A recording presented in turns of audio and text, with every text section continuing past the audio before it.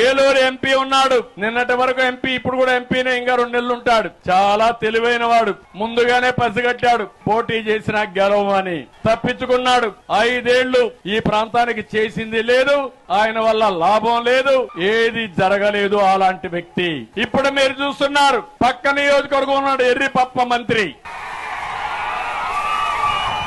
ఆయన కొడుకును పంపించాడు ఇక్కడికి ఎర్రిపప్ప. రైతులు గోన్ సంచులు ఇవ్వలేడు కానీ వేరే నియోజకవర్గంలో పార్లమెంట్ పోటీ చేస్తారు. గొప్ప నాయకులే కదా అని మిమ్మల్ని అడుగుతున్నా.